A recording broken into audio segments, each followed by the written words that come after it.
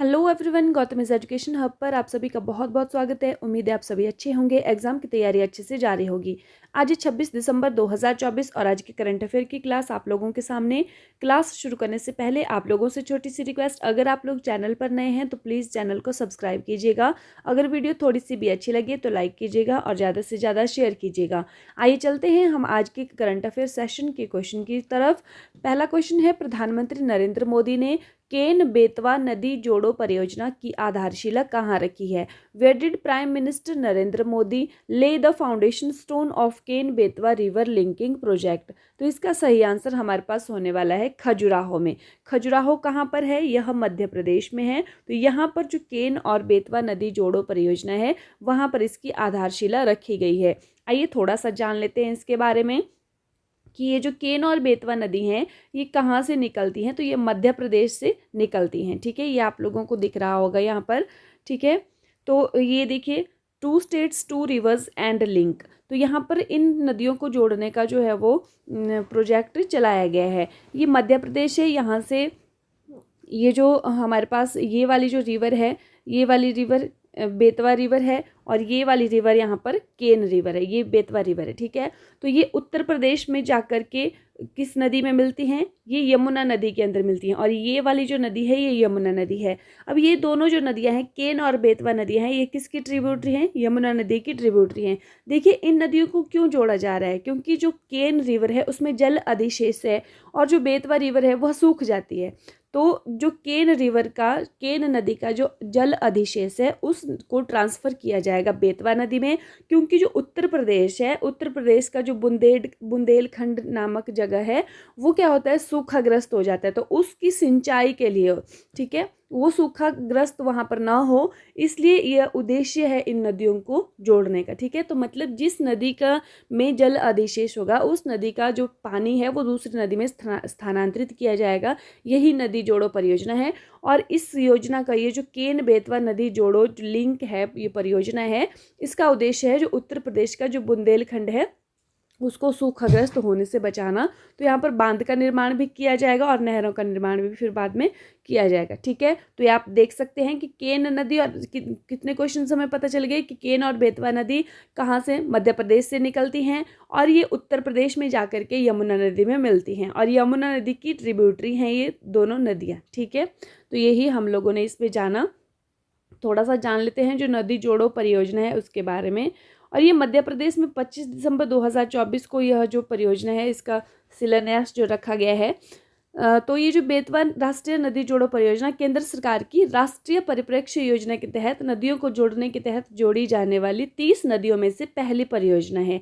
इस योजना में 30 नदियों को आपस में जोड़ने का प्रस्ताव है। 16 प्रायद्वीपीय नदियाँ और 14 हिमालयी नदियाँ। प्रायद्वीपीय नदियाँ मतलब जो प्रायद्वीपीय भारत से निकलते हैं। ठीक है, और 14 हिमालयी नदियाँ, ताकि एक नदी का अतिरिक्त पानी की कमी वाली नदी में स्थानांतरित किया जा सके। इससे क्या होगा? उद्देश्य क्या है इसका? इससे बाढ़, सूखे की जो समस्या है उसका समाधान होने और पीने के पानी और सिंचाई की जो सुविधा है सुनिश्चित होने की उम्मीद है। केन और बेतवा नदियों का उद्गम स्थल कहाँ पर है? मध्य प्रदेश में है। यमुना की सहायक नदियाँ हैं, ये हमने देख लिया, जान भी लिया। केन नदी उत्तर प्रदेश के बांदा जिले में यमुना नदी में मिलती है। देखिए, ये क्वेश्चन एग्जाम में आ सकते हैं स्टैटिक की फॉर्म में, क्योंकि जो करंट में होता है उसी से रिलेटेड स्टैटिक जीके जो है हमें एग्जाम में देखने को मिलता है। और तो क्वेश्चन कौन सा बन गया हमारे पास कि केन नदी उत्तर प्रदेश में कहाँ पर यमुना नदी में मिलती है? बांदा नामक जिले में। और बेतवा नदी उत्तर प्रदेश के हमीरपुर जिले में मिलती है। ठीक है, किसमें? यमुना में। तो राजघाट, पारिछा और माता टीला बांध ये कहाँ पर है? बेतवा नदी पर निर्मित है। और केन नदी पन्ना बाघ अभयारण्य से होकर गुजरती है। तो हो सकता है यहाँ से आपके लिए कोई इंपॉर्टेंट क्वेश्चन हो, तो इसको ध्यान से लिखिए, नोट करके रख लीजिएगा। ठीक है, सेकंड क्वेश्चन है, हाल ही में राष्ट्रपति द्वारा हिमाचल प्रदेश उच्च न्यायालय के नए मुख्य न्यायाधीश के रूप में किसे नियुक्त किया गया है? Who has been recently appointed as the new Chief Justice of Himachal Pradesh high court by the president? तो इसका सही आंसर हमारे पास होने वाला है न्यायमूर्ति गुरमीत सिंह संधावालिया। ठीक है, कौन बने हैं उच्च न्यायालय के मुख्य न्यायाधीश? न्यायमूर्ति गुरमीत सिंह संधावालिया बने हैं। ठीक है, जो ये न्यायाधीश होते हैं उनकी नियुक्ति किसके द्वारा की जाती है? राष्ट्रपति के द्वारा ही की जाती है। और इनको शपथ कौन दिलाते हैं? उस राज्य के राज्यपाल दिलाते हैं। ठीक है, ये आपने ध्यान रखना है। दिसंबर 2024 में एक देखिए अभी क्या हुआ है कि 2 राज्यों में जो मुख्य न्यायाधीश हैं वो नियुक्त किए गए, एक तो हिमाचल प्रदेश में और दूसरे उत्तराखंड में। तो हिमाचल प्रदेश के जो न्यायाधीश है उनका नाम है न्यायमूर्ति गुरमीत सिंह संधावालिया। आप जिस स्टेट से बिलोंग करते हैं आप अपने स्टेट के तो याद रखने ही आपको चाहिए। ये तो मेरा पर्सनली सजेशन है कि अगर आप हिमाचल प्रदेश से बिलोंग करते हैं तो आपको वहाँ के जो न्यायाधीश है उनका नाम पता होना चाहिए। उत्तराखंड के वैसे तो सारे ही होने चाहिए क्योंकि करंट अफेयर में कुछ भी पूछा जा सकता है, इसमें रिलेटेड स्टेट का कुछ नहीं है, लेकिन फिर भी अगर आप स्टेट एग्जामिनेशन दे रहे हैं तो वहाँ पर ये जरूरी है आप लोगों के लिए। तो उत्तराखंड उच्च न्यायालय के नए मुख्य न्यायाधीश कौन है? न्यायमूर्ति नरेंद्र जी। ठीक है। मणिपुर के नए राज्यपाल के रूप में किसे नियुक्त किया गया है? Who has been appointed as the new governor of Manipur. तो किसको किया गया है? इसका सही आंसर हमारे पास होने वाला है अजय कुमार भल्ला। ठीक है, ये जो भल्ला जी है ये कहाँ के बने हैं राज्यपाल? ये मणिपुर के बने हैं। अभी देखिए 5 राज्यपालों की नियुक्तियां हुई हैं, तो नव नियुक्त राज्यपालों की सूची देख लेते हैं। आप लोग ध्यान में रखिएगा, अगर आप उस स्टेट से बिलोंग करते हैं तब तो मोस्ट इंपॉर्टेंट है आप लोगों के लिए, वैसे भी आप लोग इसको ध्यान में रखिएगा। बिहार में आरिफ मोहम्मद खान राज्यपाल नियुक्त हुए हैं। केरल में विश्वनाथ अर्लेकर जी हुए हैं। मणिपुर अजय कुमार भल्ला। और मिजोरम में सेवानिवृत्त जनरल विजय कुमार सिंह। और ओडिशा में हरि बाबू कंभमपति हुए हैं। ठीक है, नेक्स्ट क्वेश्चन है 86वीं सीनियर राष्ट्रीय बैडमिंटन चैंपियनशिप 2024 का पुरुष एकल खिताब किसने जीता? Who won the men's single title of the 86th senior national badminton championship 2024? तो यह किसने जीता है? यह जीता है एम रघु ने। किसने जीता है? एम रघु ने। किसकी बात यहाँ पर हो रही है? 86वीं सीनियर राष्ट्रीय बैडमिंटन चैंपियनशिप की बात यहाँ पर हो रही है। ठीक है, तो पुरुष एकल का खिताब जीता है एम रघु ने। हराया किसको है? हराया है मिथुन मंजुनाथ को हराया है। ठीक है, फाइनल में कर्नाटक के साथी खिलाड़ी मिथुन मंजुनाथ को इन्होंने हराया है। और ये जो महिला एकल का खिताब जीता है ये किसने जीता है? यह जीता है देविका सिहाग ने, हरियाणा से संबंधित हैं। और फाइनल में इन्होंने किसको हराया है? जो तेलंगाना की हैं श्रेयांशी वल्ली शेट्टी, इनको हराया है। क्वेश्चन नंबर 5 है आईसाके वल्लू एके, नाम है ये आईसाके वल्लू एके को किस देश का प्रधानमंत्री चुना गया है? आईसाके वल्लू एके has been elected prime minister of which country? तो इसका सही आंसर हमारे पास होने वाला है टोंगा। कहाँ का चुना गया है? टोंगा का प्रधानमंत्री इनको चुना गया है। अब ये टोंगा क्या है? ये टोंगा जो है दक्षिण पश्चिम प्रशांत द्वीप राष्ट्र है। राजधानी इसकी नुकुआलोफा है, मुद्रा पांगा है और राष्ट्राध्यक्ष राजा तुपू वी है। ठीक है, अब देखिए थोड़ा सा देख लेते हैं कि ये जो वर्ल्ड मैप में कहाँ पर हमें टोंगा जो है दिखाई दे रहा है। ये देखिए वर्ल्ड मैप में ये जो हमें पैसिफिक ओशियन दिख रहा है। ठीक है, और ये नॉर्थ पैसिफिक ओशियन है। ये यहाँ पर नॉर्थ पैसिफिक ओशियन वाला एरिया है, मतलब ये उत्तरी प्रशांत जो महासागर है वो वाला एरिया है, और ये दक्षिण प्रशांत महासागर वाला एरिया है। ठीक है, यहाँ पर देखिए हमें ऑस्ट्रेलिया नज़र आ रहा है। ठीक है, और ये देखिए यहाँ पर ये वाला जो यहाँ पर द्वीप समूह हमें दिख रहा है, यहाँ पर ये वाला जो द्वीप समूह है समुद्र के अंदर कौन से महासागर में? प्रशांत महासागर में। तो दक्षिण पश्चिमी महासागर हुआ ये यहाँ पर प्रशांत महासागर। तो ये वाला जो द्वीप हमें समूह दिख रहा है ये है टोंगा। ठीक है, ध्यान रखिए आप इसकी स्थिति वर्ल्ड मैप में आपने याद रखनी है। ठीक है, कि कहाँ पर है टोंगा? जो दक्षिण पश्चिम, ये देखिए दक्षिण पश्चिम जो प्रशांत महासागर है उसमें हमें यहाँ पर टोंगा की जो स्थिति है वो दिखाई दे रही है। ठीक है, नेक्स्ट है हाल ही में राष्ट्रीय उपभोक्ता दिवस 2024 कब मनाया गया है? Recently when was national consumer day 2024 celebrated? तो इसका सही आंसर हमारे पास होने वाला है 24 दिसंबर को। ठीक है, जो राष्ट्रीय उपभोक्ता दिवस है कब मनाया जाता है? 24 दिसंबर को मनाया जाता है। ठीक है, और अगर हम बात करें सुशासन दिवस की, कल हमने पढ़ लिया था, तो 25 दिसंबर को मनाया जाता है।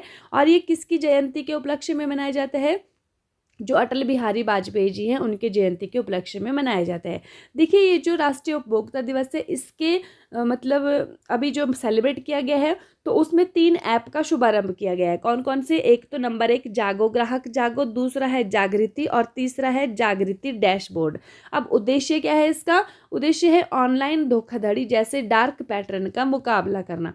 ये जो जागो ग्राहक जागो ऐप है, ये क्या करता है? ई कॉमर्स प्लेटफॉर्म के बारे में जानकारी प्रदान करता है, असुरक्षित वेबसाइटों के खिलाफ उपभोक्ताओं को अलर्ट करता है। और जागृति ऐप का काम क्या है? उपभोक्ताओं को धोखाधड़ी वाली वेबसाइटों या डार्क पैटर्न की रिपोर्ट करने की अनुमति देना। ठीक है, शिकायतें सीसीपीए की को जांच के लिए भेजी जाती है।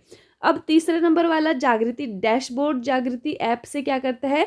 एक डेटा एकत्र करता है, इकट्ठा करता है और डार्क पैटर्न से संबंधित शिकायतों के रुझानों पर नजर रखता है। इसका इसका जो विषय है इस बार का क्या है उपभोक्ता दिवस का? वर्चुअल सुनवाई और उपभोक्ता न्याय के लिए डिजिटल पहुंच।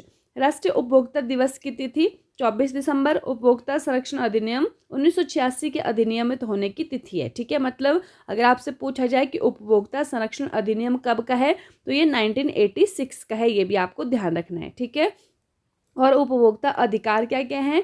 उपभोक्ता संरक्षण अधिनियम 2019 के तहत सुरक्षा, जानकारी, चयन, सुने जाने, समाधान और उपभोक्ता शिक्षा का अधिकार है। ठीक है, तो इतनी सभी बातें हमने जान ली इसमें उपभोक्ता दिवस के बारे में। नेक्स्ट है, हाल ही में भारत का पहला सीमावर्ती सौर गांव कौन बना है?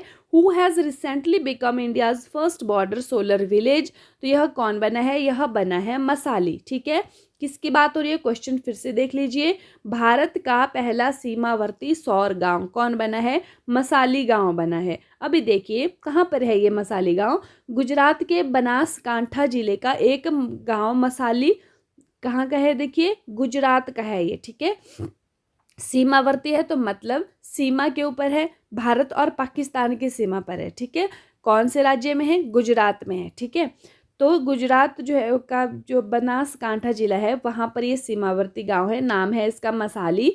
तो यह पहला सीमावर्ती सौर गांव बन गया है जो पाकिस्तान सीमा से 40 किलोमीटर दूर स्थित है। 800 की आबादी वाला यह गांव अब अपनी 100% मतलब 100% बिजली सौर ऊर्जा से पैदा करता है, जिसकी 199 छतों पर सौर पैनल लगे हैं। ठीक है, नेक्स्ट है, हाल ही में 10वां अंतर्राष्ट्रीय वन मेला कहाँ आयोजित किया गया? Where has the 10th international forest fair held recently? तो इसका सही आंसर हमारे पास होने वाला है, कहाँ पर हुआ है? यह भोपाल में हुआ है, मध्य प्रदेश में। ठीक है, कहाँ पर हुआ है? मध्य प्रदेश, भोपाल में यह हुआ है। ठीक है, देखिए यह जो 17 सितंबर 2024 को शुरू हुआ था और 23 दिसंबर तक चलने वाला था।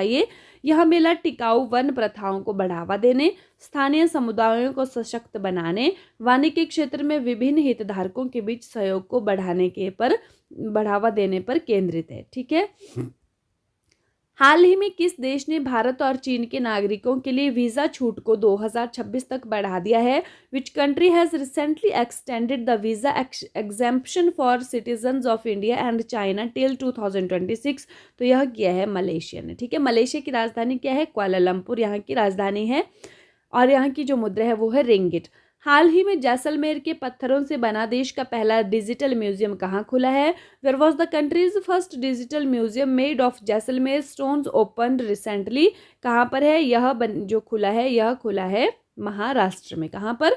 महाराष्ट्र में खुला है। देखिए भारत का पहला डिजिटल म्यूजियम, इसका नाम क्या है? अभय प्रभावना। क्या नाम है? ये भी इंपॉर्टेंट है आप लोगों के लिए। अभय प्रभावना मुंबई पुणे राजमार्ग पर पारवाड़ी क्षेत्र में है ये, और यह म्यूजियम जैसलमेर के पत्थरों से बना है। इस म्यूजियम को बनाने में 12 साल का समय लगा और करीब 400 करोड़ रुपए की लागत आई। इस म्यूजियम के परिसर में चित्तौड़गढ़ दुर्ग जैसी जैसलमेर के पत्थरों से बनी भव्य प्रतिकृति है। तो कभी भी एग्जाम में ये सोच के कि जैसलमेर के पत्थर है तो ये राजस्थान में बना होगा, ऐसी गलती तो मत कीजिएगा। ठीक है, कहाँ पर बना है भाई? महाराष्ट्र में बना है, ये आप लोगों को ध्यान रखना है। रिवीजन देख लीजिए कल की क्लास का। भारत के राष्ट्रपति द्वारा राष्ट्रीय मानवाधिकार आयोग के 9वें अध्यक्ष के रूप में किसे नियुक्त किया गया है? Who has been appointed as the 9th chairman of the National Human Rights Commission by the President of India? तो यह कौन बने हैं? यह बने हैं न्यायमूर्ति वी राम सुब्रमण्यम जी। ठीक है, और ये जो है उच्चतम न्यायालय के सेवानिवृत्त न्यायाधीश रह चुके हैं। पहला एसीसी महिला अंडर 19 एशिया कप किसने जीता? Who won the first ACC women's under 19 Asia cup? यह जीता है भारत ने। हराया किसको है? बांग्लादेश को। किस देश ने हाल ही में प्रधानमंत्री मोदी को अपना सर्वोच्च पुरस्कार, नाम क्या है पुरस्कार का, the order of Mubarak al Kabeer प्रदान किया है? Which country has recently conferred its highest award the order of Mubarak al Kabeer on prime minister Narendra Modi? तो यह दिया है कुवैत ने। ठीक है।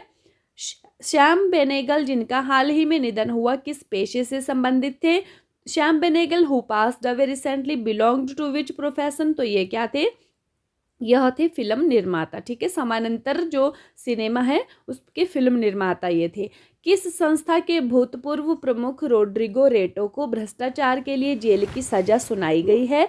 तो किसको? Former head of which organisation Rodrigo Rato has been sentenced to jail for corruption? तो कहाँ के थे भाई? ये IMF के हेड रह चुके हैं।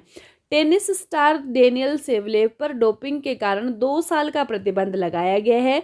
वह किस देश से संबंधित है? Tennis star Daniel Savelev has been banned for 2 years for doping. He belongs to which country? तो किसके? रूस से संबंधित है। ठीक है। हाल ही में द अनयील्डिंग जज the life and legacy of justice A.N. Grover का विमोचन किया गया है। यह पुस्तक किसके द्वारा लिखी गई है? तो बुक का नाम क्या है? The life and legacy of justice A.N. Grover. तो किसके द्वारा? द अनयील्डिंग जज किसके द्वारा लिखी गई है? यह लिखी गई है गौरी ग्रोवर के द्वारा। हाल ही में कौन सा राज्य go to global destinations for 2025 में शामिल हुआ है? तो यह शामिल हुआ है हमारे पास मध्य प्रदेश। और भाई क्यों हुआ है यह? क्योंकि मध्य प्रदेश ने अपने राज्य में पर्यटन विकास को बहुत ज़्यादा बढ़ावा देने के लिए बहुत अधिक काम किया है इस पर, तो इसलिए इसको इसमें चुना गया है। ठीक है।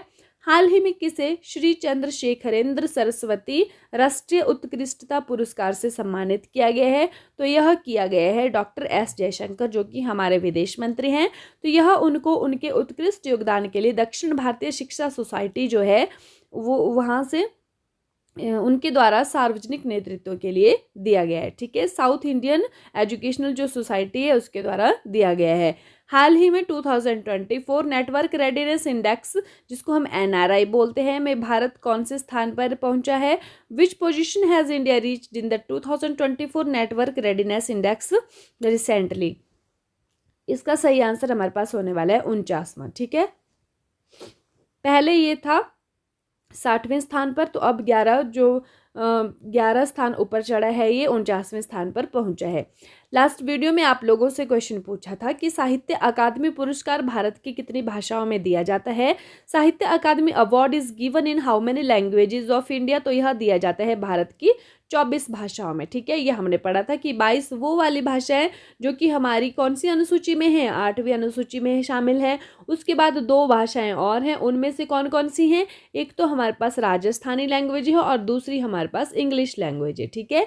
ये आपको ध्यान रखना है। अभी आप लोग सोच रहे होंगे कि क्या इंग्लिश जो लैंग्वेज है वो इन 22 भाषाओं के अंदर नहीं आती है जो कि 8वीं अनुसूची में है?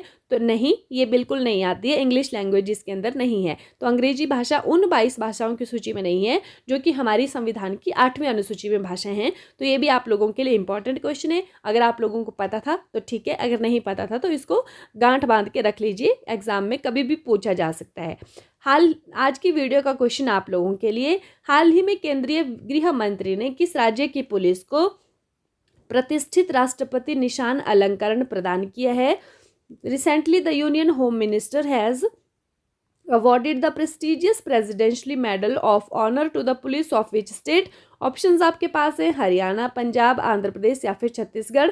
आप लोग कमेंट करके बताएंगे कि इसका सही आंसर क्या होने वाला है। ठीक है। इसी के साथ जो आज की क्लास है यहीं पर समाप्त होती है। आशा है, मुझे उम्मीद है कि आप लोगों को क्लास बहुत अच्छी लगी होगी। आप लोगों के काम का इसमें बहुत कुछ मिला होगा और एग्जाम के पॉइंट ऑफ व्यू से भी आप लोगों को ये हेल्पफुल रहेगी। तो इसी के साथ thank you and have a nice day. खुश रहिए, अपना ख्याल रखिए, अपनी तैयारी को डे बाय डे मजबूत रखिए। मिलते हैं कल मॉर्निंग की क्लास में, तब तक के लिए बाय बाय।